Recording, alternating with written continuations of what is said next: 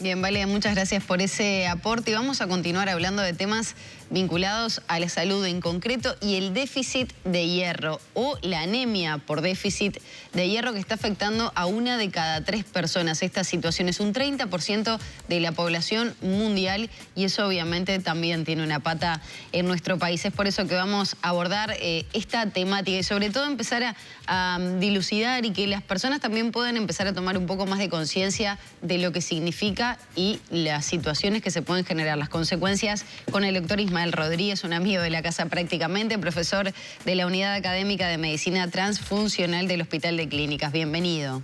Buenos días a todos y muchas gracias. Sí, es verdad, soy amigo de la casa.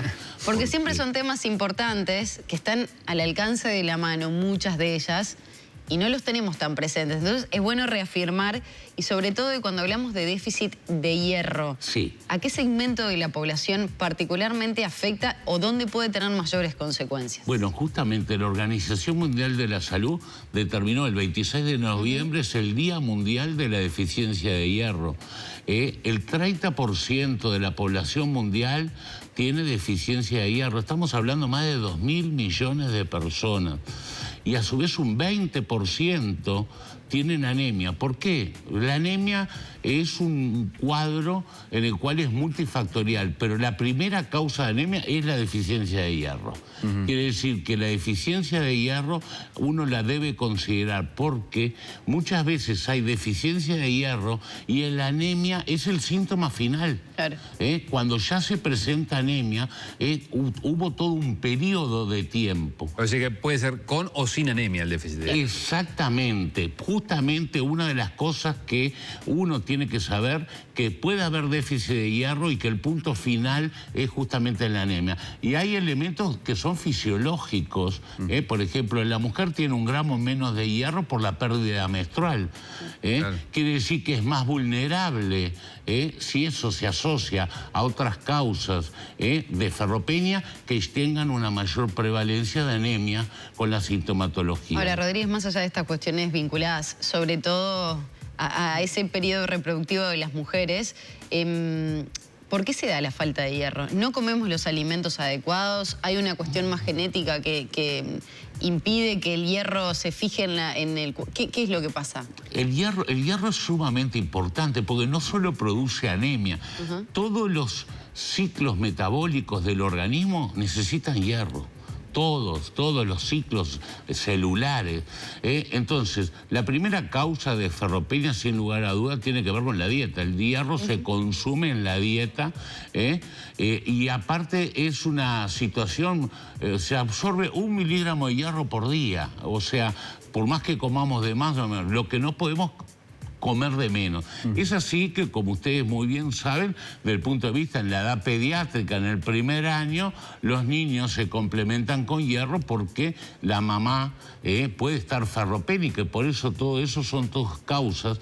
Y si será importante que la ferropenia en los primeros 4 o 5 años de vida es de suma importancia, porque es cuando termina de madurar el sistema nervioso. ¿Y cuáles son los síntomas del déficit de hierro? Muy buena pregunta. Ahí los síntomas, es muy variado los síntomas. Lo más frecuente de la anemia va a depender del tiempo en el cual aparece y depende, por ejemplo, desgano, lo que se llama astenia, falta de ganas de hacer las cosas, movilidad.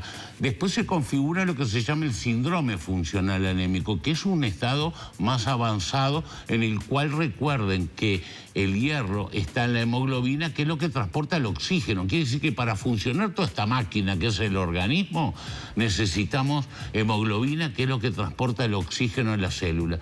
Quiere decir que va en detrimento de todo la maquinaria que tenemos en el organismo, en el funcionamiento celular.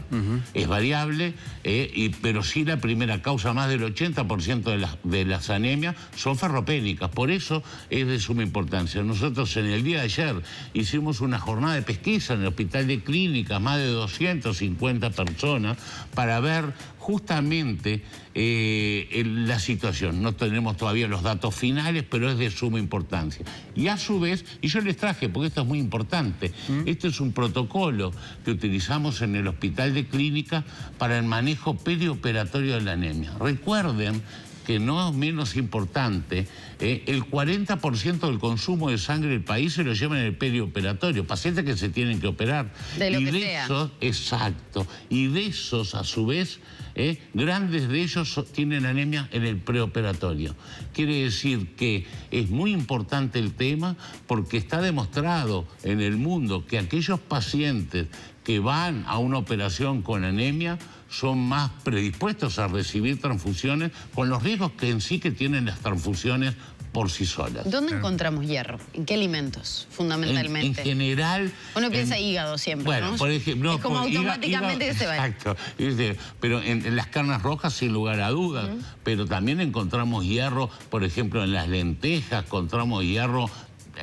La importancia del hierro, que es muy dispar en la absorción. Claro, no todos los hierros o todos los hierros contenidos en los alimentos se absorben de igual forma. ¿Y cómo se fija? El hierro para fijarse tiene que tener ácido en el estómago. Por eso la vitamina C. Muy bien, Maggie. Te dicen guiso de lentejas y una mandarina arriba para fijar el hierro. Exactamente. ¿Por qué? Porque la vitamina C, el ácido, ha demostrado que aumenta la absorción de hierro, que es fundamental. Y lógicamente otra causa que muchas veces es la pérdida oculta. Por eso es muy importante cuando hablamos de pérdida oculta, en la cual hacemos ferropenia y el punto final es la anemia. Y ahí estamos hablando de todo lo que es la patología digestiva por pérdidas ocultas, en las cuales uno no se da cuenta que va perdiendo poquito a poquito y no se complementa con el hierro adecuado y eso lleva al punto final que es la anemia. Cuando usted hablaba de los síntomas, doctor, pensaba que es muy fácil confundirlas con otras afecciones. Entonces, ¿cómo nos damos cuenta? Bueno, ahí es un poco, es verdad, es difícil. Ahí es un poco, como decimos siempre, consultar a su médico, porque normalmente cuando uno tiene estos síntomas, que astenia, decaimiento, debilidades que ocurre, uno de los exámenes de rutina es el hemograma y ahí sí aparece la anemia. Conjuntamente con determinados valores del hemograma llevan al segundo paso, que es estudiar el metabolismo del hierro. Porque el metabolismo del hierro es fundamental porque, como dijimos anteriormente, la ferropenia es lo primero que aparece. Y la anemia puede pasar meses o hasta años en aparecer. Claro. Ahora, Rodríguez, ¿cada cuánto convendría para una persona que se podría decir normal o saludable, convendría que se realice estos estudios? ¿Una vez por año, 2 veces al año? Realmente en esa situación, si no hay sintomatología y hay una dieta variada, y no hay trastornos alimentarios, como dijimos, la primera causa de la ferropenia es la dieta. Es sin lugar a dudas que la dieta.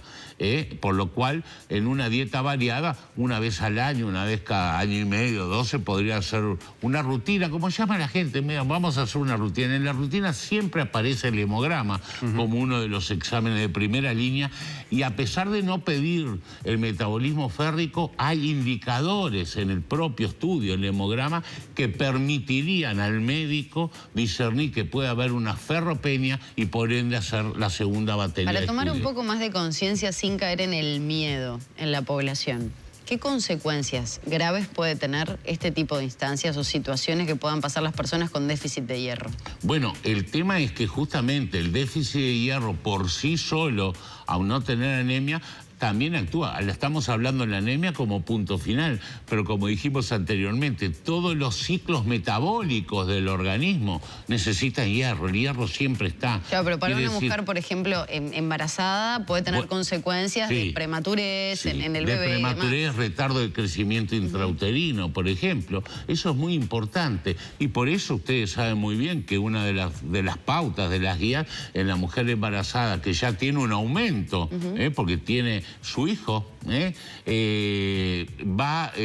requiere complementar con hierro. Complementar con hierro, que es un elemento fundamental, porque no solo de eso, la anemia durante el embarazo asociada después a la lactancia materna, son todos controles, son puntos que van en detrimento de ¿qué? De la salud materna por un lado y de la salud de su bebé. Doctor, le consulto, capaz que es muy ambicioso, pero en Uruguay ¿hay algún estudio del impacto económico que puede tener la falta de hierro en las personas? Usted decía desgano en la actividad laboral, por ejemplo. ¿Hay un análisis del impacto en la productividad, por ejemplo, o en la economía de un país, la falta de hierro en las personas? No conozco acá en Uruguay estudios.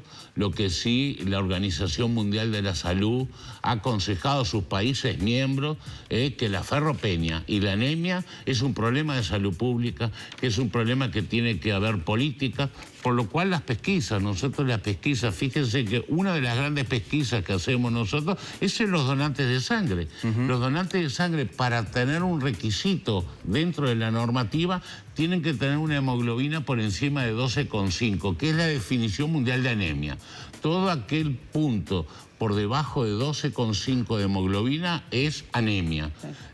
Y eso es un requisito, es una de las formas en las cuales uno puede hacer medicina del primer nivel, descartando, porque nosotros a los donantes de sangre que tienen baja la hemoglobina, automáticamente se le da una orden y se le manda a su prestador de salud para que consulte a su médico de cabecera y que permita seguir el estudio de esa situación. Pero ese es el punto final de la anemia, no de la ferropenia. Por lo cual es muy importante que uno vea el tipo de alimentación que consume y que sepa que hay productos y hay de todo, hortalizas, vegetales, carnes. Las carnes rojas, los más, la morcilla, por ejemplo, uno habla, pero la morcilla, fíjense que es hierro hemínico, es el propio hierro de la sangre hay mucha del gente animal. que es vegetariana, por ejemplo. Ahí se constata más situaciones de Sí, en falta de determinadas hierro. dietas, en determinados grupos de gente, si no tiene una dieta muy variada, puede haber una mayor prevalencia de ferropenia. De repente aquellas personas, perdón, Alfred, que son vegetarianas, que tomen conciencia de la importancia que tiene buscar alimentos que tengan hierro u otro tipo de vitaminas que no se encuentran o que se encuentran en las carnes. Mucha lenteja. ¿La ferropenia me salta en los análisis del carnet de salud? ¿La ferropenia me salta en los análisis del carnet de salud? No, el carnet de salud se hacen normalmente, en el carnet de salud laboral se hace un hemograma nomás, sale pues, si hay anemia, pero hay indicadores, lo que se llaman... ¿No habría que incorporarlo? No, ¿por qué? Porque hay indicadores que se llaman índices hematimétricos dentro del hemograma que ya, visto por un médico, presupone seguir la segunda etapa, que es justamente el estudio de la ferropenia. Bien, ¿habría que aumentar este tipo de pesquisas? Sí, sin duda. Nosotros acá demostramos, y esto yo les traje porque esto es muy importante, esto es un grupo multidisciplinario en el Hospital de Clínica, en la cual participa cirugía, medicina, anestesia, hematología y medicina transfusional, porque encontramos un problema, que es el manejo de la anemia perioperatoria. Fíjense qué importante, como dije anteriormente, el 40% de todo el consumo de sangre del país se lo lleva en el perioperatorio, distintas operaciones, y encontramos en este estudio, y por eso sacamos este protocolo, que el 52% de los pacientes que se venían a operar tenían anemia. El 52%. El 52%. Eso depende, hay que ver las distintas poblaciones, los distintos actos, por eso es suma importancia. ¿Tenemos terapia? Sí, tenemos terapia, porque no tenemos solo la dieta, hay medicación, y hay determinados grupos de anemia en el cual la medicación vía oral a veces no da el tiempo, porque tiene un tiempo, como les dije, se absorbe 1 miligramo por día de acorde al hierro. Y entonces tenemos lo que se llaman los hierros parenterales, que son hierros de inyección intravenosa que permiten una reposición más rápida del hierro del organismo. Rodríguez, ¿se constatan diferencias a nivel de la Organización Mundial de la Salud entre los países desarrollados y los que están en vías de desarrollo? Sí, hay diferencias. O aunque tengan muy buenos ingresos, igualmente el déficit de hierro se constata. El déficit de hierro se constata por un tema de alimentario, sin lugar a dudas, pero en los países vulnerables, de acuerdo al registro de la Organización Mundial de la Salud, en el cual justamente el ingreso por la dieta, hay una mayor prevalencia de ferropenia y por ende anemia. En el final nada más. En Francia franja etaria, ¿dónde está el principal déficit de hierro en la población uruguaya? El principal déficit de hierro, si no hace la prevención, es en la edad pediátrica por un lado, y después en la edad, en la mujer, en la edad genital activa, como dijimos anteriormente, fíjense que tienen un 20% menos de hierro que los hombres. O sea, es importante. 5 gramos el hombre, 4 gramos la mujer. Quiere decir que si no se complementa, eso es una población vulnerable. Y después tenemos la anemia del anciano, que también está supeditada muchas veces a una carencia en el tipo de alimentación en la tercera edad. Bien. Rodríguez, muchas gracias, como siempre, muy claro en todas sus explicaciones. Muchísimas gracias a ustedes.